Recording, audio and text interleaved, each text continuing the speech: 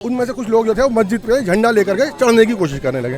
तो वो बात जो है इतनी बड़ी हो गई कि उसको संभालना मुश्किल हो गया। जितने भी शोभा यात्रा वाले जो लोग थे बजरंग दल के, जब उनके ऊपर पथराव हुआ तो वो इधर इस साइड की तरफ भागे।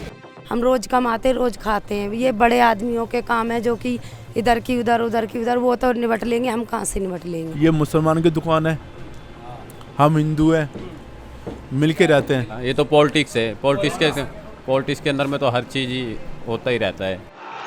देश के अंदर जब 10 घटनाएं हमने सुन ली हैं, हमने देख ली हैं कि भाई ऐसी आ रही हैं, तो उनका भी असर पड़ता है लोगों पर।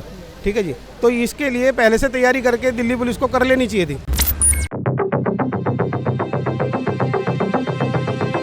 आपको याद होगा कि साल 2020 की फरवरी में दिल्ली के नॉर्थ ईस्ट में दंगे हुए थे। उस दंगे में 53 लोगों की जानें चली गई थी।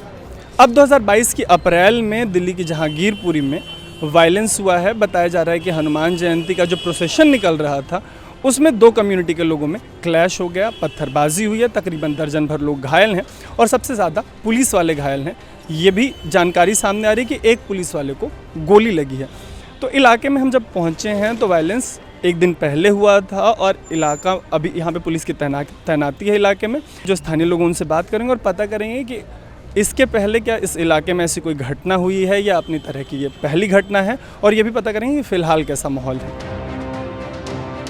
तो जहाँ पे मतलब कल जो एलिगेशन है वायलेंस का, एलिजेड वायलेंस जो हुई है, उसके पीछे एक गली है, मंदिर और मस्जिद जो साथ में आपको एक विजुअल दिखा रहे थे, उसके पीछे वाली गली में खड़े हैं हम, जो वहाँ के लोकल्स हैं, उनसे बात करते हैं। नाम क्या हुआ आपका? मेरा नाम बबलू है जी। तो बबलू भाई, क्या हुआ कल, कब बात बिगड़ी? कल एक्चुअली में जिस टाइम नमाज का टाइम था, रोज़े से थोड़ी देर पहले जो उनकी रैली यहाँ से निकली है, उस रैली में कम से कम 1800 लोग होंगे, जिनके हाथ में खुली तलवारें, चाकू और काफ़ी सारे हथियार उनके पास थे। उस हथियार को लेकर के वो जुलूस यहाँ से निकला और जुलूस जा करके मस्जिद के पास में रुक गया। और वहाँ पर उनके साउंड बॉक्स लगा हुआ था गाड़ी के अंदर, जिसमें बहुत ज़ोर ज़ोर से वो लोग शोर मचा करके अपने गाने वाने बजा रहे थे। उस टाइम पे भी किसी को आपत्ति नहीं हुई। जब उन्होंने मस्जिद के गेट पे जाकर रोक लिया और वहाँ पे नाच गाना करने लगे, तो वहाँ पर हमारे कुछ लोगों ने जाकर के उनसे कहा कि इस जुलूस को अपने आप आगे लेकर के चलिए। तो उस बात पर उन्होंने आपत्ति जताई और उस बात पे गर्मा गर्मी हो गई और वो उनमें से कुछ लोग जो थे वो मस्जिद पे झंडा लेकर के चढ़ने की कोशिश करने लगे। तो वो बात जो है इतनी बड़ी हो गई कि उसको संभालना मुश्किल हो गया। आपका क्या नाम हुआ? जाहिदुल इस्लाम। कितने साल से रह रहे हैं आप जाहिद भाई? 30 साल से। 30 साल से जी।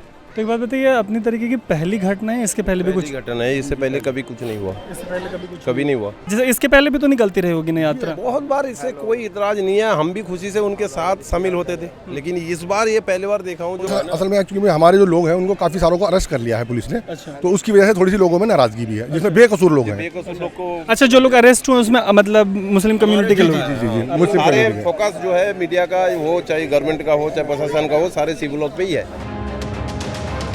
तो जहांगीरपुरी में जहाँ पे वायलेंस हुआ है, अगर आप विजुअल में देख पाएंगे तो उसके मतलब जहाँ पे मैं खड़ा हूँ 100 मीटर के डिस्टेंस में एक तरफ मंदिर है, दूसरी तरफ मस्जिद। क्या नाम हुआ आपका? राकेश। राकेश जी, आप मतलब अमन कमेटी में हैं।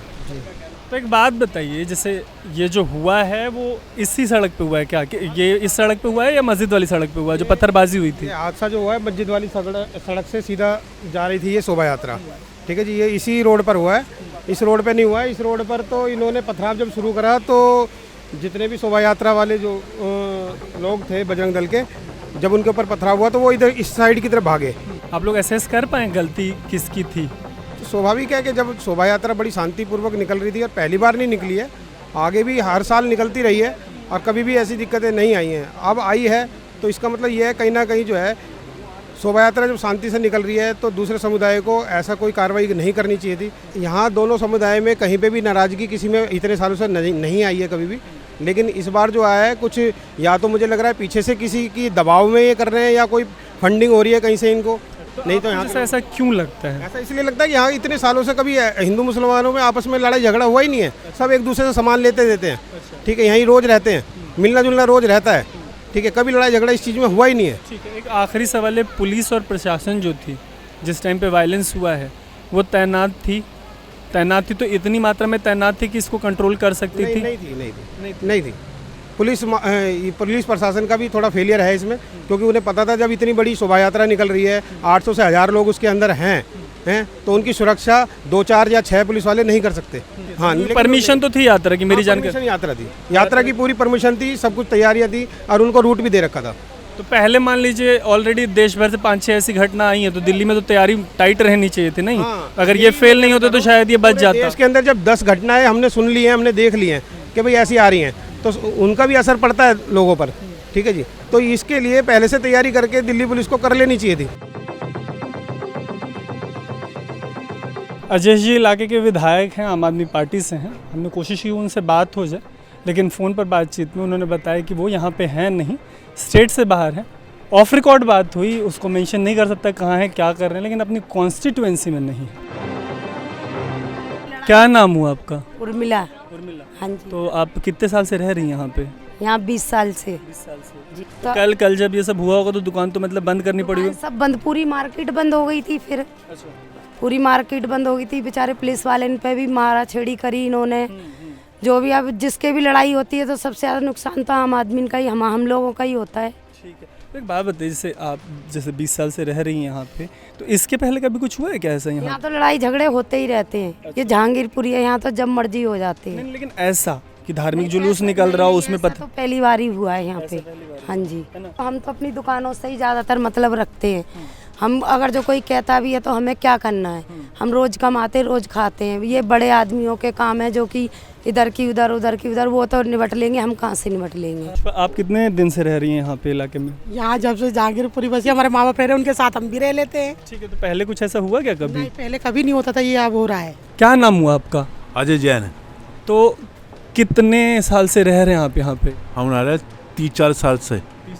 तो जैसे मान लीजिए ऐसी कोई घटना होती तो लोगों की आपस में बातचीत हो रही होती है कि क्या हुआ था, तो कोई जानकारी मिल पा रही है कि कल हुआ क्या एग्जैक्टली वहाँ पे? पता नहीं, वो बता रहे मस्जिद में ना नमाज पढ़ी जा रही थी, तो हिंदू वाले ना वो डैक बजा रहे थे, उनमें इसलिए झगड़ा हो गया। बजरंग दल की जो रैली चल रही थी, तो फिर उस पर वहीं पे अल्लाह अकबर हुआ, तो फिर उन्होंने वहाँ पे डीजे बजा दिया। अच्छा, तो इसी जो रैली थी एक तरफ से मतलब अल्लाह अकबर हुआ, दूसरी तरफ से डीजे बजा दिया, ये एक कहानी ये है। आपका नाम क्या हुआ? संजीत।